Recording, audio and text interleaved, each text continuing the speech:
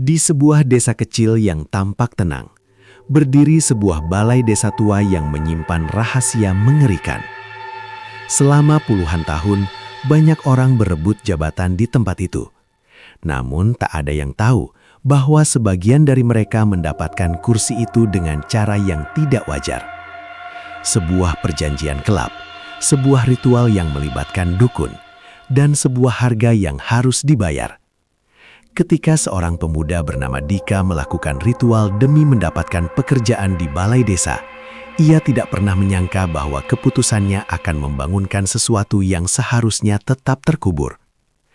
Anak-anak yang hilang, suara tawa dari dalam tanah, dan arwah tumbal yang mulai menagih janji. Karena di desa ini, setiap jabatan selalu memiliki harga. Dan malam ini, kebenaran itu akhirnya bangkit kembali. Malam di desa Karangwungu terasa sunyi. Angin dari arah persawahan berhembus pelan, melewati jalan tanah yang mulai retak karena kemarau panjang. Lampu-lampu rumah warga satu persatu sudah dimatikan. Namun di rumah kecil di ujung desa, lampu masih menyala. Di dalam rumah itu, Dika duduk di kursi kayu tua, sambil menatap kosong ke arah meja. Di depannya ada beberapa berkas lamaran kerja yang sudah kusut. Ia menghela napas panjang. Sudah berapa kali aku daftar ke balai desa, tapi selalu gagal. Gumamnya pelan. Ibunya yang sedang melipat pakaian menoleh. Sudahlah nak, mungkin belum rezeki. Kamu masih bisa kerja yang lain. Dika menggeleng pelan. Kerja lain apa, Bu? Kalau jadi perangkat desa, hidup kita bisa berubah. Gajinya tetap, dihormati warga. Ibunya hanya diam. Ia tahu betul betapa keras kepala anaknya jika sudah menginginkan sesuatu. Sejak kecil, Dika memang selalu bermimpi bekerja di balai desa. Ia ingin menjadi orang penting di desa. Bukan sekedar pemuda pengangguran seperti yang sering dibicarakan warga di warung kopi. Beberapa hari sebelumnya, pengumuman pembukaan lowongan perangkat desa baru saja keluar. Posisi yang dibuka adalah staf administrasi balai desa. Banyak pemuda desa mendaftar, termasuk Dika. Namun masalahnya, kabar yang beredar membuat hatinya gelisah. Beberapa orang berkata bahwa kursi itu sudah ada yang mengatur. Artinya, siapa yang punya kenalan kuat, dialah yang akan menang. Dika tidak punya siapa-siapa. Ayahnya sudah lama meninggal. Ibunya hanya penjual sayur keliling. Kesempatan Dika terasa sangat kecil. Gosip di warung kopi. Keesokan harinya, Dika duduk di warung kopi dekat balai desa bersama beberapa temannya. Warung itu selalu ramai setiap malam. Warga biasanya berkumpul untuk membicarakan apa saja. Politik desa, harga padi, sampai gosip yang belum tentu benar. Hari itu topik pembicaraan masih sama. Lowongan kerja di balai desa. Yang daftar sudah lebih dari 30 orang. Kata Hendra sambil menyeruput kopi. Wah, saingannya banyak sekali, sahut seseorang. Dika hanya diam mendengarkan. Tiba-tiba seorang pria tua yang duduk di sudut warung ikut bicara. Kalau cuma berharap tes, sulit. Semua orang menoleh. Pria tua itu bernama Pak Sastro. Warga lama yang terkenal tahu banyak rahasia desa. Apa maksudnya, Pak? Tanya Hendra. Pak Sastro tersenyum tipis.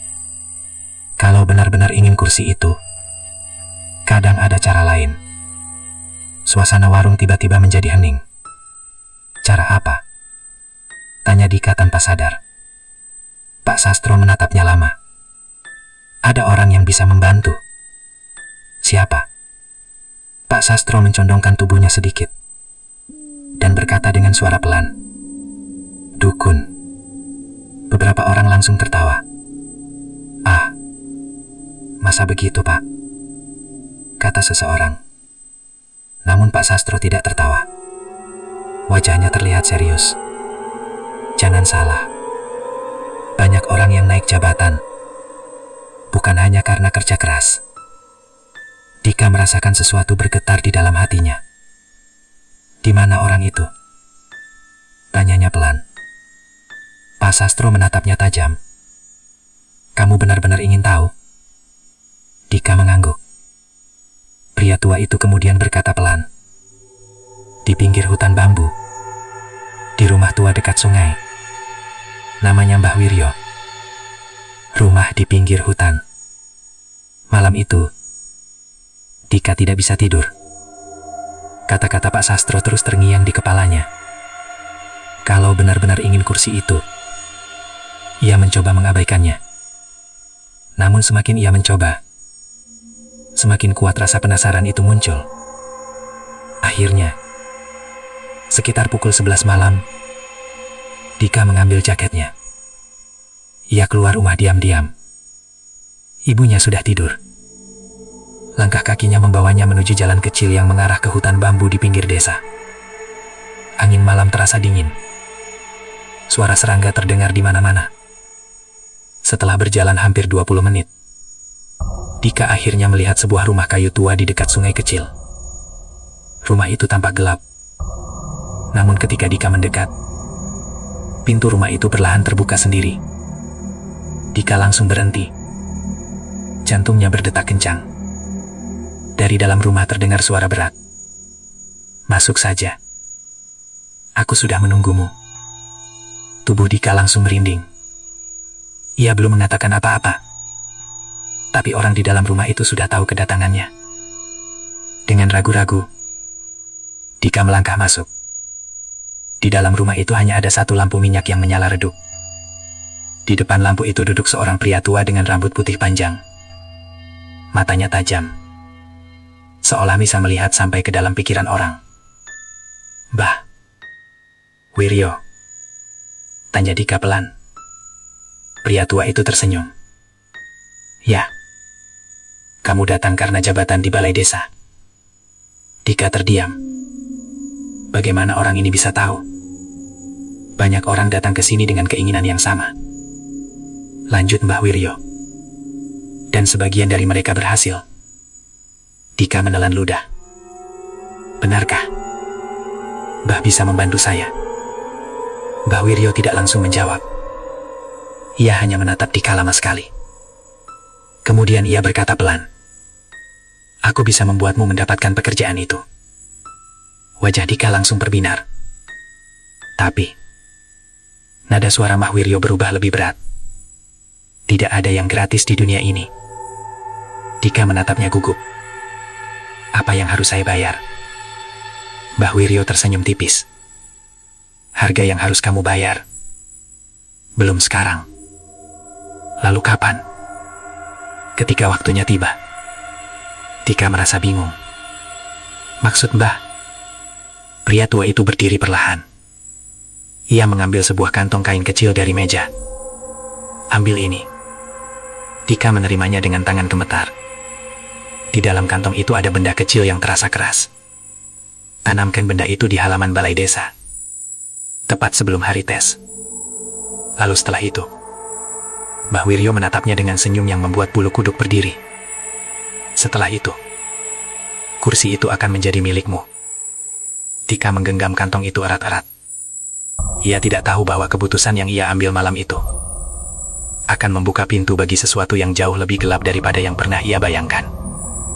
Dan di luar rumah itu, di antara pepohonan bambu yang bergoyang tertiup angin, sebuah bayangan hitam sedang berdiri diam, seolah mengawasi Dika sejak awal. Malam semakin larut ketika Dika keluar dari rumah tua di pinggir hutan bambu itu. Udara terasa lebih dingin dari biasanya. Angin berhembus pelan, membuat daun-daun bambu saling bergesekan dan menimbulkan suara yang aneh. Di tangannya masih tergenggam kantong kain kecil yang diberikan oleh Mbah Wiryo. Dika berjalan cepat menyusuri jalan tanah menuju desa. Namun sejak meninggalkan rumah itu, perasaan tidak enak mulai muncul. Entah kenapa ia merasa seperti sedang diikuti seseorang. Dika beberapa kali menoleh ke belakang. Tidak ada siapapun. Hanya jalan gelap dan bayangan pohon yang bergerak tertiup angin. Perasaanku saja, gumamnya mencoba menenangkan diri. Ia mempercepat langkahnya. Tapi saat melewati jembatan kecil di dekat sawah, tiba-tiba terdengar suara langkah kaki di belakangnya. Krek, krek. Dika langsung berhenti. Suara itu ikut berhenti. Jantungnya berdetak keras. Dengan perlahan ia menoleh ke belakang. Tidak ada siapa-siapa. Namun di ujung jalan, ia seperti melihat seseorang berdiri di tengah gelap. Sosok itu tinggi, kurus, dan tidak bergerak sama sekali. Dika merasakan bulu kuduknya berdiri. Ia tidak berani melihat lebih lama. Tanpa berpikir lagi, Dika langsung berjalan cepat, hampir berlari menuju rumahnya. Kantong yang tidak biasa. Sesampainya di rumah, Dika langsung masuk ke kamarnya. Ibunya masih tertidur di ruang depan. Ia mengunci pintu kamar. Lampu dinyalakan. Dika menghela napas panjang, mencoba menenangkan diri. Mungkin cuma orang lewat, katanya pada dirinya sendiri. Namun pikirannya kembali tertuju pada kantong kain kecil itu. Dengan tangan pelan, Dika membuka ikatannya. Di dalamnya terdapat benda kecil yang dibungkus kain hitam. Ketika ia membuka kain itu, napasnya langsung tertahan. Di dalamnya terdapat potongan tulang kecil yang sudah menguning. Dika langsung menutupnya kembali. Ini, tulang apa? Ia merasa merinding. Namun kata-kata Mbah Wiryo kembali teringat. Tanamkan benda itu di halaman balai desa sebelum hari tes. Dika menggenggam kantong itu erat. Kalau ini benar bisa membuatku diterima kerja, aku harus melakukannya. Hari pengumuman tes. 2 hari kemudian, pengumuman jadwal tes perangkat desa akhirnya keluar. Tes akan dilakukan 3 hari lagi. Balai desa mulai ramai. Para pelamar sering datang untuk melihat pengumuman dan mempersiapkan berkas. Dika juga datang pagi itu. Namun suasana di halaman balai desa terasa berbeda. Beberapa warga berkumpul di dekat pohon besar di halaman. Ada apa? Tanya Dika pada salah satu temannya. Temannya terlihat sedikit pucat. Tadi pagi, ada yang menemukan bangkai ayam hitam di sini. Dika langsung terdiam. Bangkai ayam. Iya, lehernya dipotong, tapi tidak ada darah di tanah. Beberapa warga terlihat berbisik-bisik. Jangan-jangan ada yang melakukan ilmu hitam, kata seseorang belan. Kata-kata itu membuat dada Dika terasa tidak nyaman. Tanpa sadar, ia menyentuh kantong kecil di dalam saku jaketnya. Mimpi yang aneh. Malam harinya, Dika tidur lebih cepat dari biasanya. Namun tidurnya tidak tenang. Ia bermimpi berada di halaman balai desa. Langit terlihat sangat gelap. Tidak ada bintang, tidak ada bulan. Tiba-tiba tanah di halaman itu mulai bergerak. Seolah ada sesuatu yang muncul dari dalam tanah. Dika melihat tangan pucat keluar dari tanah. Lalu tangan lainnya. Kemudian perlahan muncul sosok manusia. Dengan wajah hitam dan mata kosong. Sosok itu menatap langsung ke arah Dika. Lalu berkata dengan suara serak. Janji, harus dibayar. Dika langsung terbangun dengan napas terenganga. Tubuhnya penuh keringat. Ia menatap sekeliling kamar. Sunyi. Namun tiba-tiba terdengar suara ketukan pelan di jendela. Tok, tok, tok.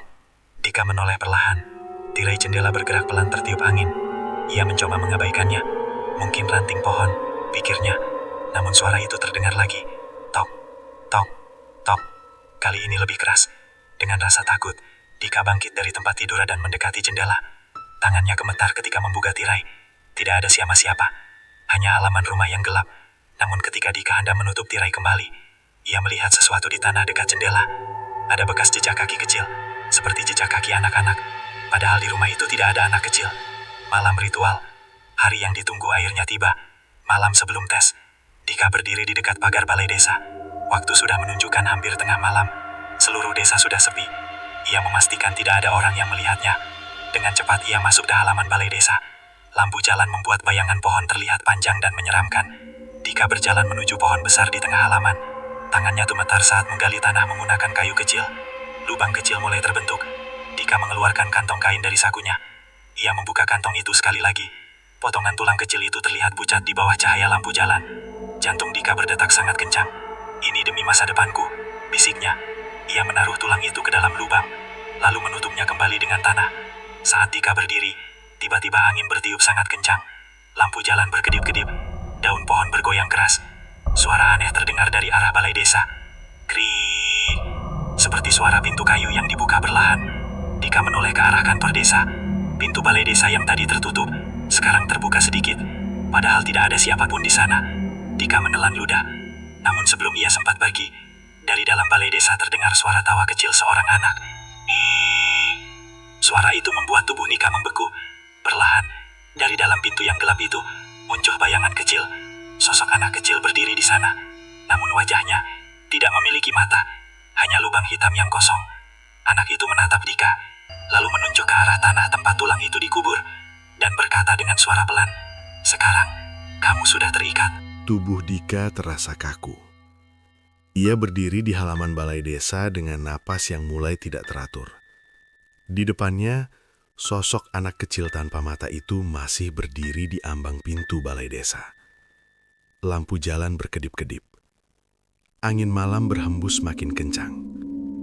Anak itu perlahan menurunkan tangannya yang tadi menunjuk ke arah tanah. Lalu ia tersenyum. Senyum yang sangat aneh, karena wajahnya pucat dan matanya hanya lubang hitam. "Sekarang, kamu sudah terikat." Suara anak itu seperti datang dari dalam tanah. Dika langsung mundur beberapa langkah. "Ah, apa maksudmu?" gumamnya dengan suara gemetar. Namun sebelum anak itu menjawab, lampu jalan tiba-tiba padam total. Semua menjadi gelap. Dika langsung panik. Ia buru-buru mengeluarkan ponselnya untuk menyalakan lampu. Namun saat cahaya ponsel menyala dan ia mengarahkannya ke pintu balai desa, sosok anak itu sudah tidak ada. Hanya pintu kayu tua yang terbuka perlahan tertiup angin. Dika langsung berlari keluar dari halaman balai desa tanpa berani menoleh lagi. Hari tes yang aneh. Keesokan paginya, balai desa dipenuhi para pelamar kerja. Semua orang terlihat gugup. Beberapa orang membaca berkas, ada yang berbicara pelan dengan keluarga mereka. Namun Dika duduk diam di kursi kayu di halaman balai desa. Wajahnya terlihat pucat. Malam tadi terus terbayang di kepalanya. Sosok anak kecil itu, lubang hitam di matanya, dan kata-katanya, "Sekarang kamu sudah terikat." "Dik," suara temannya Hendra membuyarkan pikirannya. "Kamu kenapa? Mukamu pucat sekali." "Tidak apa-apa," jawab Dika cepat. Namun saat mereka berbicara, tiba-tiba terdengar keributan di dalam balai desa. Beberapa orang langsung berlari masuk. "Ada apa?" tanya Hendra. Dika ikut berdiri. Di dalam kantor desa, para panitia terlihat panik. Seorang pria parubaya tergeletak di lantai. Pria itu adalah Pak Lurah, kepala desa Karangmungu. "Cepat panggil mobil, Pak Lurah pingsan," teriak seseorang. Warga langsung panik. Beberapa orang mencoba menolong. Namun wajah Pak Lurah terlihat sangat pucat, hampir seperti tidak memiliki darah. Dika menatap kejadian itu dengan perasaan aneh. Ia tiba-tiba teringat sesuatu. Kemarin malam, tulang itu ia tanam tepat di halaman balai desa, di dekat pohon besar, beberapa meter dari ruangan kepala desa. Jantung Dika berdetak semakin cepat. Kabar kematian. Tes tetap dilanjutkan meskipun suasana menjadi tidak nyaman. Beberapa orang berbisik-bisik tentang kejadian pagi tadi. Dika mencoba fokus mengerjakan soal tes. Anehnya, semua soal terasa sangat mudah baginya.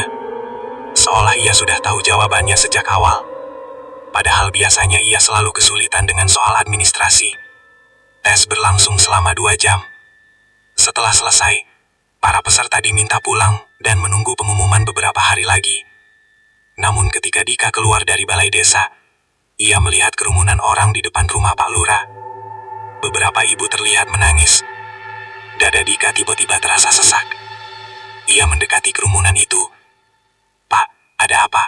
tanyanya pada salah satu warga. Pria itu menatapnya dengan wajah serius. "Pak Lurah meninggal."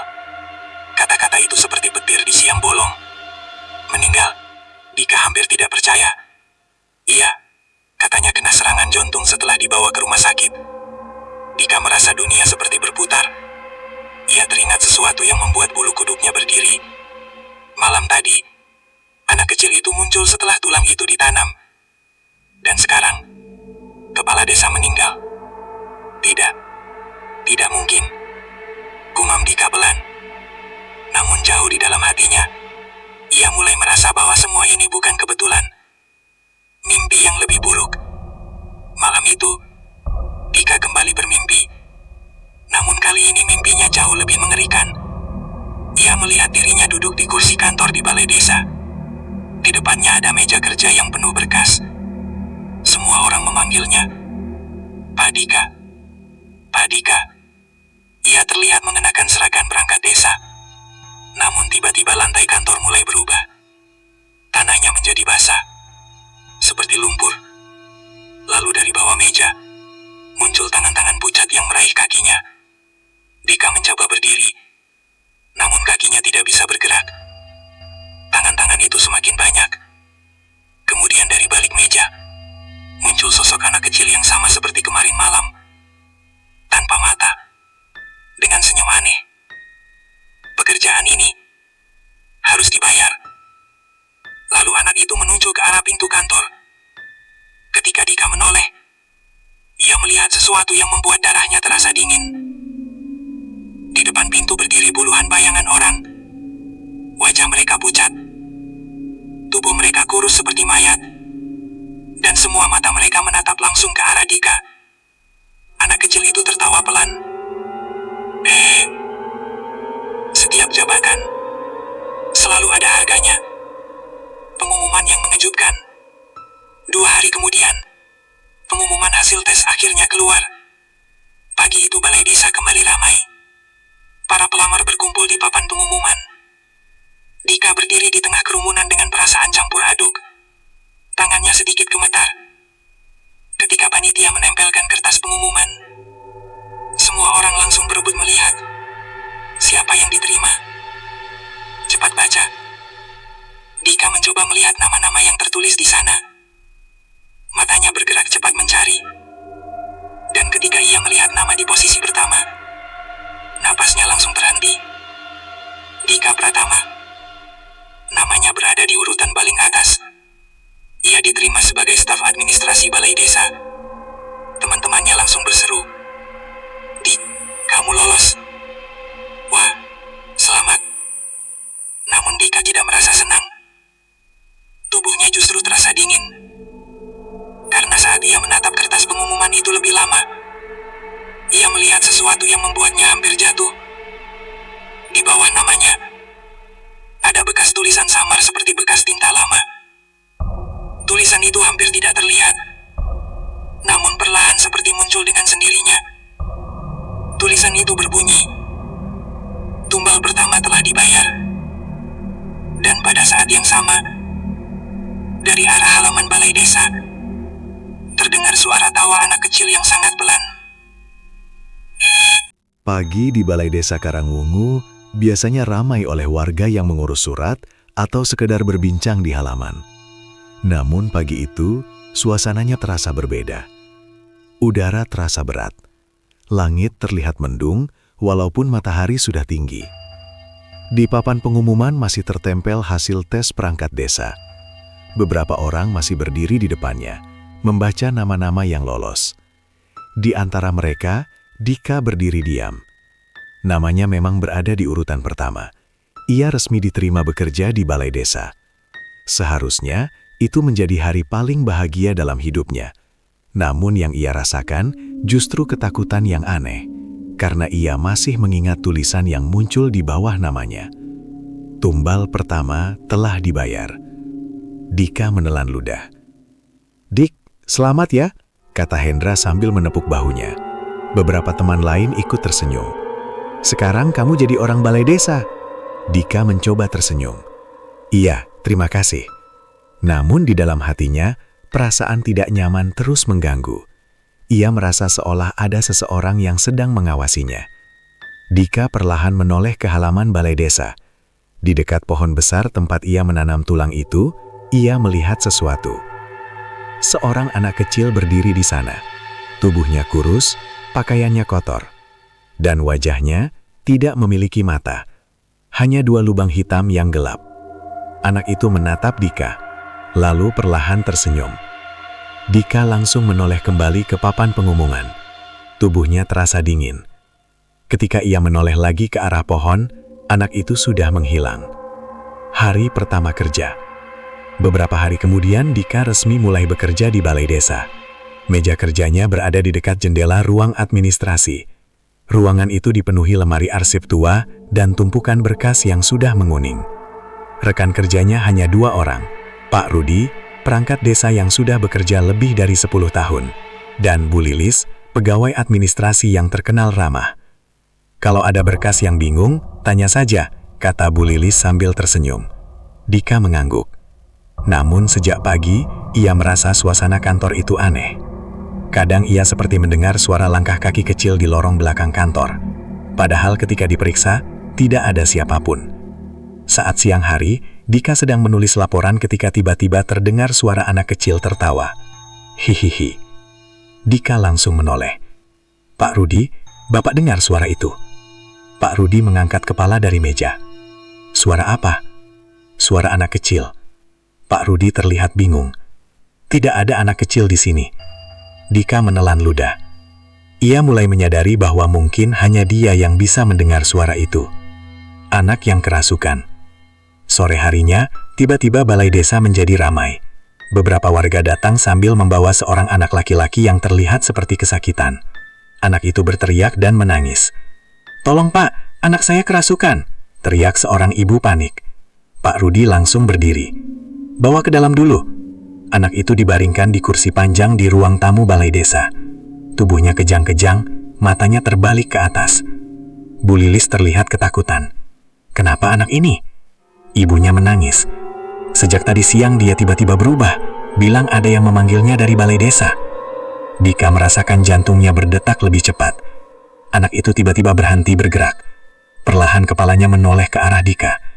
Matanya yang putih menatap langsung ke arahnya.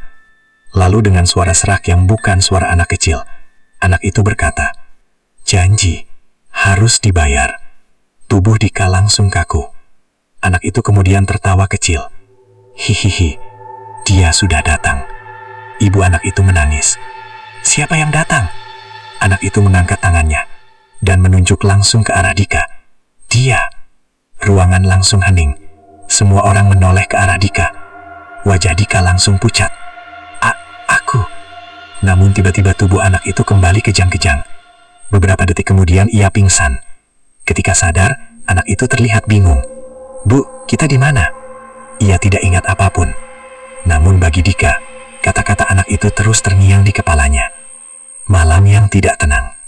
Malam itu Dika duduk sendirian di kamarnya. Ia mencoba membaca buku untuk mengalihkan pikiran. Namun suara aneh terus terdengar di rumahnya. Kadang seperti ada orang berjalan di luar kamar. Kadang seperti ada anak kecil yang berlari di halaman. Sekitar pukul 11 malam, tiba-tiba terdengar suara ketukan di pintu kamarnya. Tok, tok, tok. Dika langsung menegang. "Ibu," panggilnya. Tidak ada jawaban. Ketukan itu terdengar lagi. Tok, tok, tok. Dengan perlahan Dika membuka pintu. Tidak ada siapa-siapa di luar. Namun ketika ia menoleh ke arah ruang tamu, ia melihat sesuatu yang membuat darahnya terasa dingin. Di kursi ruang tamu, duduk anak kecil tanpa mata itu. Tubuhnya diam, kepalanya menunduk. Lalu perlahan ia mengangkat wajahnya. Lubang hitam di matanya terlihat semakin gelap. Anak itu tersenyum. "Kamu sudah mendapatkan pekerjaanmu." Suara itu seperti datang dari dalam kepalanya. "Sekarang, waktunya membayar." Dika mundur perlahan. Apa yang harus kubayar?" Anak itu tertawa kecil. "Hihihi, belum sekarang." Lalu anak itu berdiri dan berjalan perlahan menuju pintu rumah. Sebelum menghilang di kegelapan malam, ia menoleh kembali ke arah Dika dan berkata dengan suara pelan yang membuat jantung Dika hampir berhenti. "Anak pertamamu, sudah kami tunggu." Tubuh Dika langsung terasa lemas. Ia baru menyadari sesuatu yang mengerikan. Harga dari jabatan yang ia dapatkan ternyata jauh lebih mahal dari yang ia bayangkan. Dan penagih janji itu sudah mulai datang. Sejak malam ketika anak kecil tanpa mata itu muncul di rumahnya, hidup Dika berubah menjadi penuh ketakutan. Ia hampir tidak bisa tidur. Setiap malam selalu ada suara aneh di rumahnya. Kadang suara langkah kaki kecil di lorong, kadang suara anak tertawa pelan di luar jendela. Dan yang paling membuatnya takut, suara itu sering memanggil namanya. "Dika, Dika." Seperti suara anak kecil yang datang dari kejauhan. Namun setiap kali Dika membuka pintu atau jendela, tidak pernah ada siapapun. Wajahnya mulai terlihat pucat. Lingkaran hitam muncul di bawah matanya. Ibunya bahkan mulai khawatir. "Kamu sakit, Nak?" tanya ibunya suatu pagi. Dika hanya menggeleng. "Tidak apa-apa, Bu. cuma kurang tidur. Namun sebenarnya, Dika menyimpan ketakutan yang tidak berani ia ceritakan pada siapapun. Ia tahu, semua ini pasti berhubungan dengan ritual yang ia lakukan. Dan satu-satunya orang yang tahu jawabannya, hanya Mbah Wiryo. Kembali ke rumah di pinggir hutan. Malam itu, dengan hati penuh kegelisahan, Dika kembali berjalan menuju hutan bambu. Langit malam terlihat sangat gelap. Angin berhembus pelan melewati pepohonan. Suara bambu yang saling bergesekan membuat suasana terasa semakin menyeramkan. Rumah tua Mbah Wiryo terlihat sama seperti sebelumnya. Lampu minyak kecil menyala redup di dalamnya. Seolah pemilik rumah itu memang sudah menunggu. Dika mengetuk pintu dengan ragu. Tok, tok, tok. Pintu langsung terbuka perlahan. Mbah Wiryo sudah duduk di kursinya. Ia tersenyum tipis ketika melihat Dika. Aku sudah tahu kamu akan datang lagi. Dika langsung berdiri di depannya dengan wajah tegang. Mbah, ada yang mengikuti saya. Mbah Wiryo hanya diam. Anak kecil tanpa mata. Dia muncul di rumah saya, di balai desa, bahkan lewat orang yang kerasukan. Mbah Wiryo tetap terlihat tenang. Dia bilang, saya harus membayar. Suara Dika mulai bergetar. Mbah, sebenarnya apa yang sudah saya lakukan? Beberapa detik ruangan itu menjadi sangat sunyi. Lalu Mbah Wiryo menghela napas pelan. Kamu akhirnya menyadarinya. Kebenaran yang mengerikan. Mbah Wiryo menatap Dika dalam-dalam. Jabatan di balai desa itu tidak pernah gratis. Dika merasa dadanya sesak. Maksud Mbah? Mbah Wiryo berdiri perlahan. Ia berjalan menuju lemari kayu tua di sudut ruangan. Dari dalam lemari itu, ia mengambil sebuah buku tua yang sudah menguning. Kemudian ia membuka halaman demi halaman. Di dalam buku itu terdapat foto-foto lama perangkat desa. Dika melihat wajah-wajah yang tidak ia kenal. Namun yang membuatnya merinding, di samping setiap foto terdapat tulisan kecil.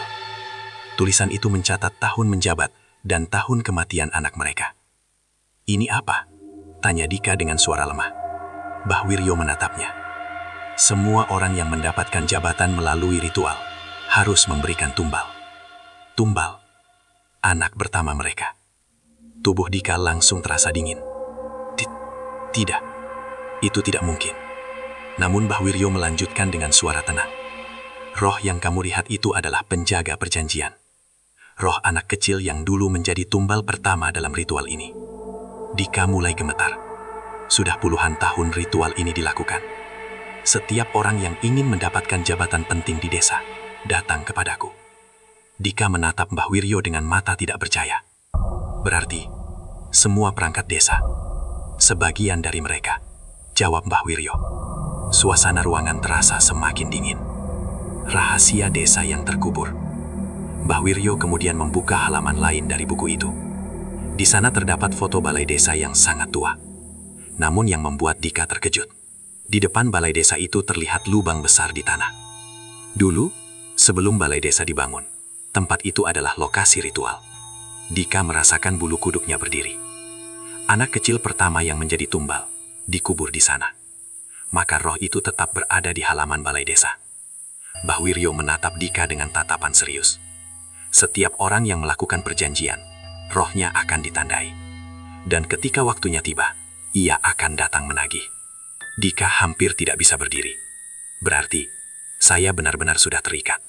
Mbah Wiryo mengangguk pelan. Kamu sendiri yang menanam tulang itu. Ritualnya sudah selesai. Harapan yang tipis. Dika menatap Mbah Wiryo dengan putus asa. Tidak ada cara untuk membatalkan perjanjian itu. Mbah Wiryo terdiam beberapa saat. Kemudian ia berkata pelan. Ada satu cara. Mata Dika langsung terbuka lebar. Apa itu, Mbah? Perjanjian itu bisa diputus jika roh penjaga dihancurkan. Bagaimana caranya? Mbah Wiryo menatap ke arah jendela rumahnya. Di luar, angin bertiup semakin kencang. Roh itu terikat dengan sesuatu yang masih tertanam di halaman balai desa. Jika benda itu dihancurkan, ritualnya akan berakhir. Dika menggenggam tangannya. Benda apa? Namun sebelum Mbah Wiryo menjawab, tiba-tiba terdengar suara tawa anak kecil dari luar rumah.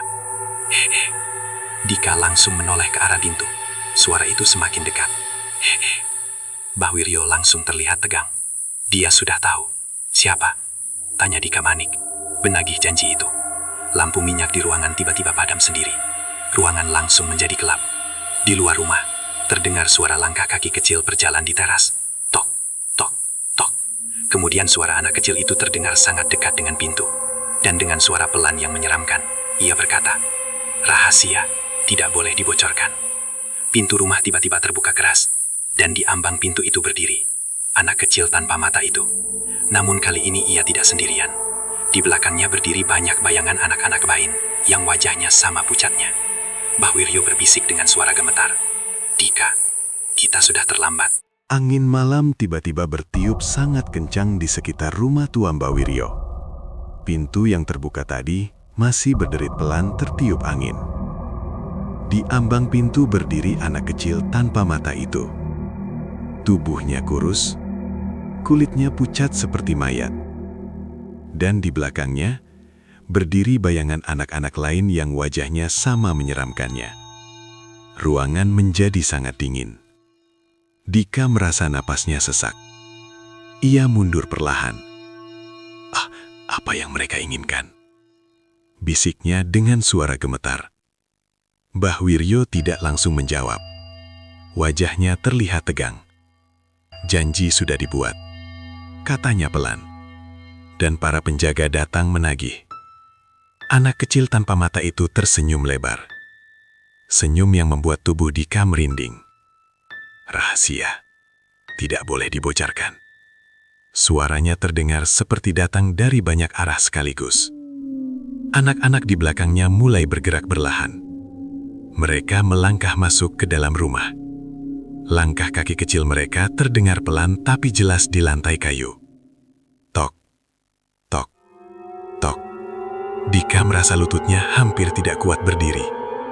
Mbah, lakukan sesuatu. Mbah Wiryo segera mengambil sesuatu dari meja kayu di sampingnya. Sebuah botol kecil berisi air berwarna gelap. Ia melemparkannya ke arah lantai tepat di depan anak-anak itu. Botol itu pecah. Airnya menyebar ke lantai. Tiba-tiba anak-anak itu berhenti bergerak. Mereka mundur beberapa langkah, seolah takut dengan cairan itu. "Cepat keluar dari sini," teriak Mbah Wiryo pada Dika. Tanpa berpikir panjang, Dika langsung berlari keluar rumah. Di belakangnya terdengar suara anak-anak tertawa bersamaan. Suara itu membuat Dika merinding sampai ke tulang. Desa yang mulai berubah. Dika berlari menyusuri jalan menuju desa. Namun malam itu terasa berbeda. Desa Karangwungu yang biasanya sunyi, kini terasa aneh. Beberapa rumah masih menyala. Orang-orang terlihat berkumpul di luar rumah dengan wajah panik. Dika berhenti ketika melihat Hendra berlari ke arahnya. "Dik, kamu dari mana?" tanya Hendra dengan napas terengah. "Ada apa?" tanya Dika. Hendra terlihat ketakutan. "Anak-anak di desa, banyak yang tiba-tiba sakit." "Sakit bagaimana?" "Seperti kerasukan." Dika langsung terdiam. Hendra melanjutkan dengan suara gemetar. "Mereka bilang, ada anak-anak lain yang memanggil mereka keluar rumah." Dika merasakan dadanya sesak. Ia langsung teringat kata-kata Mbah Wiryo. Para penjaga datang menagih. Anak-anak yang hilang. Tidak lama kemudian suara teriakan seorang ibu terdengar dari ujung jalan. "Anakku hilang." Beberapa warga langsung berlari ke arah suara itu. Dika dan Hendra ikut mendekat. Seorang ibu menangis di depan rumahnya. "Anakku tadi tidur, tapi sekarang tidak ada." Warga langsung membantu mencari di sekitar rumah. Namun tidak ada tanda-tanda anak itu. Tidak lama kemudian, dari arah lain terdengar teriakan lagi. "Di sini juga. Anak saya juga hilang." Suasana desa langsung menjadi panik. Beberapa orang mulai membawa senter dan mencari ke arah sawah dan jalan desa. Namun Dika justru merasa sesuatu yang lebih mengerikan sedang terjadi. Ia perlahan menoleh ke arah balai desa yang terlihat dari kejauhan. Lampu di balai desa menyala redup. Dan di halaman, ia melihat beberapa bayangan kecil berjalan berlahan. Bayangan anak-anak. Halaman balai desa. Tanpa mengatakan apa-apa, Dika berjalan cepat menuju balai desa. Hendra mencoba menahannya. "Dik, mau kemana?" Namun Dika tidak menjawab. Ketika ia sampai di halaman balai desa, napasnya langsung terhenti. Di bawah pohon besar tempat ia menanam tulang itu, berdiri banyak anak kecil. Jumlahnya lebih dari 10. Namun mereka semua terlihat aneh. Kulit mereka pucat, mata mereka kosong. Beberapa bahkan tidak memiliki mata sama sekali. Anak kecil tanpa mata yang pertama kali ia lihat, berdiri paling depan. Ia menatap Dika dengan senyum lebar. Semua sudah datang. Suara itu terdengar seperti datang dari tanah. Dika mencoba mundur. "Tolong, aku tidak tahu ini akan terjadi." Anak itu mengangkat tangannya, lalu menunjuk ke tanah tempat tulang itu dikubur. "Bangunkan mereka." Tiba-tiba tanah di sekitar pohon mulai bergerak. Seperti ada sesuatu yang mencoba keluar dari dalamnya. Dika menatap dengan ketakutan. Perlahan, dari dalam tanah muncul tangan-tangan kecil. 1, 2, 3. Semakin banyak. Seolah puluhan anak kecil mencoba keluar dari tanah. Dika langsung teringat kata-kata Mbah Wiryo. Anak pertama yang menjadi tumbal dikubur di halaman balai desa. Jika benar, berarti bukan hanya satu anak yang dikubur di sana. Desa yang diteror arwah. Pada saat yang sama, warga desa mulai berdatangan ke arah balai desa. Mereka membawa senter dan lampu. Namun ketika mereka sampai di halaman, semua orang langsung berhenti. Beberapa ibu langsung menjerit. Karena di depan mereka, anak-anak yang hilang berdiri di bawah pohon. Namun wajah mereka tidak seperti biasanya. Mata mereka kosong. Tubuh mereka diam seperti boneka. Salah satu ibu berlari mendekat. "Rian, Nak." Namun sebelum ia sempat menyentuh anaknya, anak itu menoleh perlahan. Dan dengan suara yang bukan suara anak kecil, ia berkata, "Semua harus membayar." Warga langsung mundur ketakutan. Dika berdiri kaku di tengah halaman. Ia menyadari sesuatu yang sangat mengerikan. Ritual yang ia lakukan bukan hanya mengikat dirinya, tapi juga membangunkan semua arwah tumbal yang pernah dikorbankan di desa itu. Dan sekarang, mereka semua sudah bangkit. Anak kecil tanpa mata itu menatap Dika sekali lagi, lalu berkata dengan suara yang semakin dalam, "Malam ini, desa ini akan mengingat semua hutangnya." Di belakangnya, tanah mulai terbuka lebih lebar, dan puluhan tangan kecil terus keluar dari dalam tanah. Halaman balai desa Karangwungu malam itu berubah menjadi tempat yang sangat mengerikan. Lampu-lampu jalan berkedip lemah. Angin berputar membawa debu dan daun kering. Di bawah pohon besar di tengah halaman, tanah masih bergerak. Tangan-tangan kecil yang pucat terus keluar dari dalam tanah. Beberapa warga yang datang untuk mencari anak-anak mereka langsung mundur ketakutan. Seorang ibu menangis histeris. Itu anak saya." Anak-anak yang tadi hilang kini berdiri di bawah pohon. Namun mereka tidak terlihat seperti anak-anak biasa. Tubuh mereka kaku, mata mereka kosong. Beberapa bahkan menatap tanpa berkedip sedikit pun. Dika berdiri di tengah halaman dengan wajah pucat. Ia tahu semua ini terjadi karena ritual yang ia lakukan. Anak kecil tanpa mata itu berdiri paling depan. Senyumnya semakin lebar. Sekarang semuanya akan tahu. Warga yang mulai menyadari. Hendra berdiri di samping Dika dengan wajah ketakutan. "Apa ini, Dik?" Namun Dika tidak menjawab. Salah satu warga yang lebih tua, Pak Darmo, maju perlahan. Ia menatap anak-anak itu dengan wajah bingung. Tadi mereka semua hilang dari rumah. Sekarang kenapa mereka di sini? Belum sempat ada yang menjawab, anak kecil tanpa mata itu berbicara lagi. "Tempat ini adalah kuburan kami." Suara itu terdengar sangat dalam, seolah keluar dari tanah. Beberapa warga langsung merinding. "Apa maksudmu?" teriak seseorang. Anak itu mengangkat tangannya perlahan, lalu menunjuk ke arah tanah di bawah pohon. Di bawah tanah ini, banyak anak dikubur. Suasana halaman langsung hening. Warga saling menatap. Beberapa orang mulai berbisik dengan wajah pucat. Tidak mungkin. Namun tiba-tiba, tanah di dekat pohon retak lebih lebar. Sebuah tengkorak kecil terlihat dari dalam tanah. Seorang ibu langsung menjerit keras. Astaga, rahasia lama desa. Pak Darmo terlihat seperti mengingat sesuatu. Wajahnya berubah pucat. Tidak mungkin. Semua orang menoleh kepadanya. Pak Darmo adalah salah satu warga tertua di desa. Tangannya gemetar. Saya pernah dengar cerita ini waktu masih kecil. Apa ceritanya?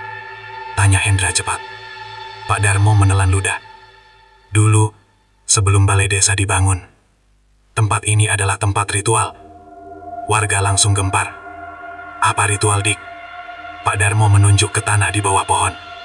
Tumbal. Beberapa orang langsung menutup mulut mereka. Pak Darmo melanjutkan dengan suara gemetar.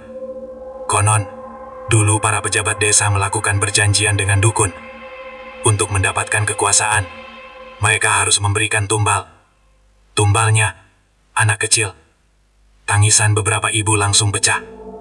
Tidak mungkin desa kita melakukan hal seperti itu. Namun pada saat itu, anak kecil tanpa mata itu tertawa. Kalian lupa, tapi tanah ini tidak pernah lupa. Semua mata tertuju pada Dika. Tiba-tiba, salah satu anak yang kerasukan menunjuk ke arah Dika. Dia yang membangunkan kami. Semua warga langsung menoleh ke arah Dika. Hendra terlihat terkejut. Dik, apa maksudnya? Dika tidak bisa lagi menyembunyikan kebenaran. Tubuhnya gemetar. Aku melakukan ritual. Suasana langsung gaduh. Apa ritualnya? Aku ingin bekerja di balai desa. Dika menunduk. Aku datang ke Mbak Wiryo. Dia memberiku tulang untuk ditanam di halaman ini. Warga langsung gempar. Beberapa orang terlihat marah. Kamu yang melakukan ini semua. Dika mengangkat wajahnya dengan wajah penuh penyesalan. Aku tidak tahu ini akan terjadi. Anak kecil tanpa mata itu menatap Dika dengan senyum lebar. Dia yang membuka pintunya. Kemunculan Mbak Wiryo. Tiba-tiba dari arah jalan desa muncul sosok seseorang berjalan perlahan. Warga menoleh. Itu adalah Mbah Wiryo. Wajahnya terlihat sangat serius. Ia berhenti di tepi halaman balai desa. Semua warga menatapnya dengan curiga. Pak Darmo langsung menunjuk ke arahnya. Itu dia, dukun yang melakukan semua ini. Beberapa orang mulai mendekat dengan marah. Namun Mbah Wiryo mengangkat tangannya. Jika kalian menyentuhku sekarang, semua anak ini tidak akan pernah kembali. Warga langsung berhenti. Mbah Wiryo berjalan pelan mendekati pohon besar. Ia menatap tanah yang terbuka, lalu berkata dengan suara berat, ritual ini sudah berlangsung puluhan tahun, dan malam ini, semuanya akhirnya terbuka. Dika menatapnya dengan penuh harapan. Mbah, bagaimana cara menghentikannya? Mbah Wiryo menatapnya lama. Perjanjian ini hanya bisa dihentikan dengan satu cara. Semua orang menunggu jawabannya dengan tegang. Mbah Wiryo menunjuk ke arah tanah tempat tulang itu dikubur. Tumbal terakhir harus diberikan. Suasana langsung sunyi. Apa maksudmu? Tanya Hendra. Mbah Wiryo menatap Dika dengan tatapan berat. Jika tidak ada tumbal baru, semua arwah anak yang terkubur di sini akan bangkit sepenuhnya. Ia menunjuk ke arah desa. Dan mereka akan mengambil semua anak di desa ini. Tangisan warga langsung pecah. Dika berdiri dengan tubuh gemetar. Apa? Tidak ada cara lain. Anak kecil tanpa mata itu tertawa keras. Perjanjian harus dibayar. Mbak Wiryo menatap Dika sekali lagi. Kamu yang membuka pintunya. Jadi kamulah yang harus menutupnya. Dika menelan ludah. Bagaimana caranya? Mbak Wiryo berkata dengan suara pelan yang membuat semua orang merinding. Kamu harus menggantikan mereka. Anak kecil tanpa mata itu tersenyum. Dan tanah di bawah pohon mulai terbuka semakin lebar. Seolah menunggu tumbal terakhir. Malam di halaman balai desa Karangwungu terasa semakin mencekam. Angin berputar kencang di sekitar pohon besar, tempat tanah terbuka lebar. Dari dalam lubang itu, masih terlihat tulang-tulang kecil dan tangan-tangan pucat yang terus mencoba keluar. Warga desa berdiri berkelompok dengan wajah pucat. Beberapa ibu masih menangis sambil memeluk anak-anak mereka yang tadi sempat kerasukan. Di tengah halaman itu hanya ada satu orang yang berdiri sendirian. Dika. Tubuhnya terasa lemas. Kata-kata Mbah Wiryo masih terngiang di kepalanya. Kamu yang membuka pintunya, jadi kamulah yang harus menutupnya. Anak kecil tanpa mata itu berdiri di tepi lubang tanah. Ia tersenyum lebar. Hehehe. Waktunya sudah tiba. Pilihan yang mustahil. Dika menatap ke arah warga desa. Ia melihat ibunya berdiri di antara kerumunan. Ibunya menangis sambil memanggil namanya. Dika, pulang saja nak. Hendra juga berteriak dari belakang. Dik, kita pasti bisa mencari cara lain. Namun Mbah Wiryo menggeleng pelan. Tidak ada cara lain. Ia menunjuk ke arah tanah yang terbuka.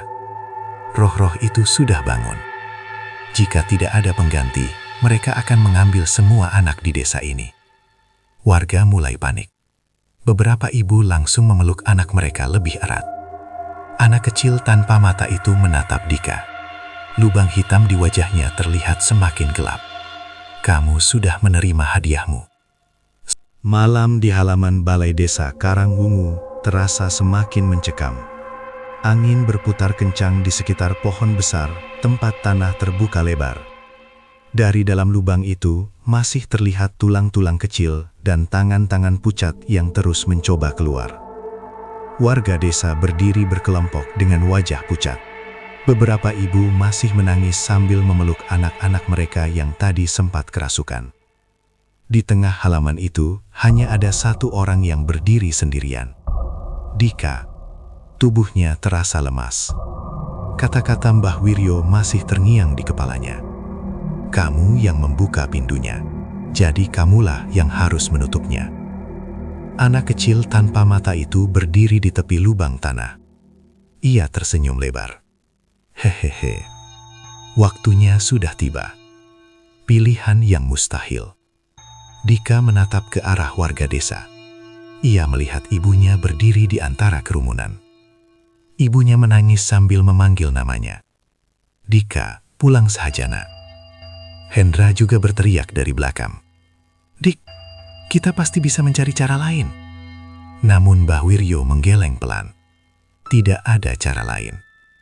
Ia menunjuk ke arah tanah yang terbuka. Roh-roh itu sudah bangun. Jika tidak ada pengganti, mereka akan mengambil semua anak di desa ini. Warga mulai panik. Beberapa ibu langsung memeluk anak mereka lebih erat. Anak kecil tanpa mata itu menatap Dika. Lubang hitam di wajahnya terlihat semakin gelap. Kamu sudah menerima hadiahmu. Sekarang, bayar harganya. Pengakuan Dika. Dika menghela napas panjang. Ia menatap semua orang yang berdiri di halaman itu. Suara angin membuat suasana semakin sunyi. Aku yang menyebabkan semua ini. Suaranya terdengar berat. Aku yang melakukan ritual itu karena ingin bekerja di balai desa. Beberapa warga menunduk. Dika melanjutkan dengan suara pelan. Aku tidak pernah membayangkan ada anak-anak yang harus mati demi jabatan itu. Air mata mulai mengalir di wajahnya. Aku tidak ingin ada anak lain yang menjadi korban. Ia menoleh ke arah lubang tanah yang gelap. Di dalamnya terlihat bayangan tangan kecil yang bergerak. Dika menelan ludah, lalu berkata pelan, kalau memang harus ada yang menggantikan mereka. Ia menarik napas panjang. Biarlah aku saja. Warga langsung gempar. Ibunya menjerit keras. Jangan nak. Namun Dika sudah berjalan perlahan menuju lubang itu. Ritual terakhir. Anak kecil tanpa mata itu berdiri di depan lubang. Ia tersenyum puas. Perjanjian akan selesai. Mbah Wiryo terlihat menunduk. Untuk pertama kalinya wajahnya terlihat penuh penyesalan. Dika berhenti di tepi lubang. Angin dingin keluar dari dalam tanah. Seolah ada dunia lain di bawah sana. Ia menoleh sekali lagi ke arah ibunya. Ibunya menangis sambil memanggil namanya. Namun Dika hanya tersenyum kecil. Maafkan aku, Bu. Kemudian ia melangkah lebih dekat ke lubang. Anak kecil tanpa mata itu mengangkat tangannya. Tanah di dalam lubang mulai bergerak. Tangan-tangan kecil yang pucat berlahan kembali masuk ke dalam tanah. Seolah mereka sudah menerima sesuatu. Dika menutup matanya, lalu melangkah masuk ke dalam lubang. Beberapa warga langsung menjerit. Namun tiba-tiba tanah di sekitar lubang mulai bergerak menutup. Perlahan, lubang itu tertutup kembali. Dan suara angin yang kencang tadi tiba-tiba berhenti. Suasana menjadi sangat sunyi. Beberapa saat kemudian, tanah di bawah pohon itu benar-benar kembali rata. Seolah tidak pernah terjadi apa-apa. Anak-anak yang tadi kerasukan mulai sadar. Mereka memanggil ibu mereka dengan bingung. "Bu, kenapa kita di sini?" Para ibu langsung memeluk anak-anak mereka sambil menangis lega. Namun di antara kerumunan warga, ada satu orang yang masih berdiri diam. Ibu Dika. Air matanya terus mengalir. Hendra juga menunduk dengan wajah sedih. Mbah Wiryo berjalan perlahan mendekati pohon itu. Ia menatap tanah yang baru saja menelan Dika. Lalu berkata pelan, "Perjanjian sudah selesai." Namun wajahnya terlihat sangat muram. Beberapa bulan setelah kejadian itu, kehidupan desa Karangwungu kembali normal. Balai desa masih berdiri seperti biasa. Namun pohon besar di halaman itu tidak pernah lagi didekati warga. Karena sejak malam itu, tidak ada yang berani menggali tanah di sana. Warga desa juga sepakat menghentikan semua praktik ritual yang berhubungan dengan kekuasaan. Nama Dika sering disebut sebagai orang yang menyelamatkan desa. Namun bagi ibunya, kehilangan itu tidak pernah benar-benar hilang. Suatu malam yang sunyi, penjaga malam balai desa berjalan melewati halaman. Lampu senter di tangannya menyapu tanah di sekitar pohon besar. Tiba-tiba ia berhenti. Ia merasa seperti melihat seseorang berdiri di bawah pohon. Penjaga itu mendekat perlahan. Dan ketika cahaya senter menyentuh sosok itu, napasnya langsung tertahan. Di bawah pohon itu berdiri seorang pria muda. Tubuhnya pucat, matanya kosong. Namun wajahnya sangat dikenal. Itu adalah Dika. Ia berdiri diam, seperti penjaga. Lalu perlahan menoleh ke arah penjaga malam. Dan tersenyum. Namun senyum itu bukan senyum manusia lagi.